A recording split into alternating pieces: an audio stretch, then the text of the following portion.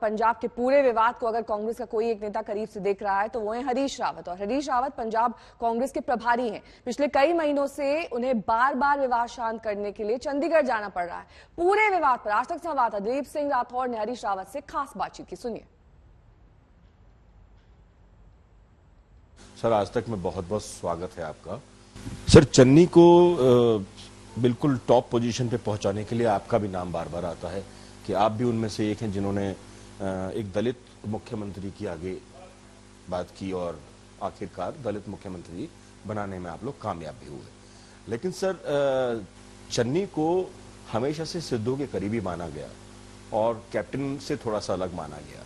इतना अच्छा और बड़ा फैसला लेने के बाद भी कांग्रेस के द्वारा ऐसा क्या हुआ कि सिद्धू वर्सेस कांग्रेस कैप्टन हुआ और उसके बाद फिर सिद्धू ने इस्तीफा दे दिया। कैप्टन साहब ने आज अपने ट्विटर हैंडल से कांग्रेस का स्लोग तक उठा दिया, सब हटा दिया उन्होंने। देखिए, कैप्टन साहब कल भी आदरणीय थे, आज भी आदरणीय हैं और कांग्रेस ने उनको बहुत दिया। अपने सिटिंग कांग्रेस प्रेसिडेंट को हटा करके उनको कांग्रेस प्रेसिडेंट बनाया और उसके बाद वो मुख्यमंत्री बने। और दो बार ऐसी स्थिति आई। एक बार सीएलपी के लीडर को हटा करके जो है सीएलपी का लीडर बनाया गया।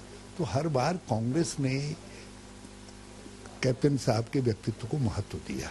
बरगाड़ी के मामले में जिस तरीके से हाईकोर्ट में सरकार लड़खड़ाई कैप्टन साहब के नेतृत्व में, उससे लोगों में चिंता व्याप्त हो गई और एमएलएज के एक बड़े हिस्से ने उनके नेतृत्व को चुनौती दी और उन्होंने सीएलपी की मीटिंग बुलाने की मांग की, जिसको मानना पड़ा क्योंकि एक डेमोक्रेटिक राइट है लोगों का, उसको पार्टी को मानना पड़ा।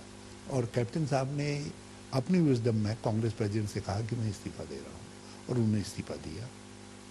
उस समय तक सब चीज़ें शांत थी और अब ये ह्यूमिलेशन की थ्योरी निकाल करके अमित शाह से मिलना आदि कुछ संदेह पैदा करता है कि कुछ नई खिचड़ी भाजपा जो डिस्क्रेडिटेड फिश है पंजाब के अंदर, वो आड़ लेकर के नए मुखौटे के साथ कुछ राजनीति करना चाह रही है।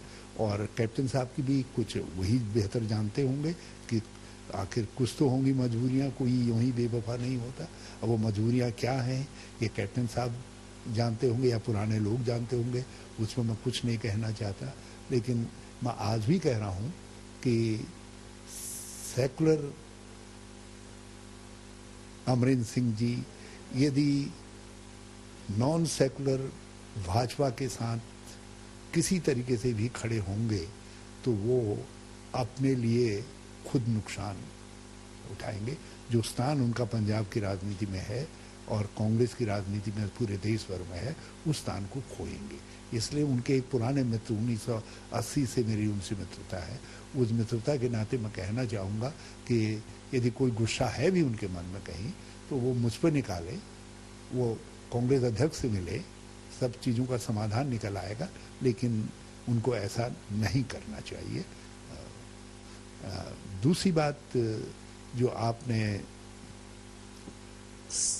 सिद्धू जी के लिए कही, मैं अपने सब दोस्तों को कहना चाहूँगा कि इस समय हमारे किसी काम से ऐसा इम्प्रेशन नहीं जाना चाहिए कि एक दलित और एक कमज़ोर वर्ग के गरीब परिवार के व्यक्ति के मुख्यमंत्री बनने से हम में कुछ बेचैनी है या छटपटाहट है।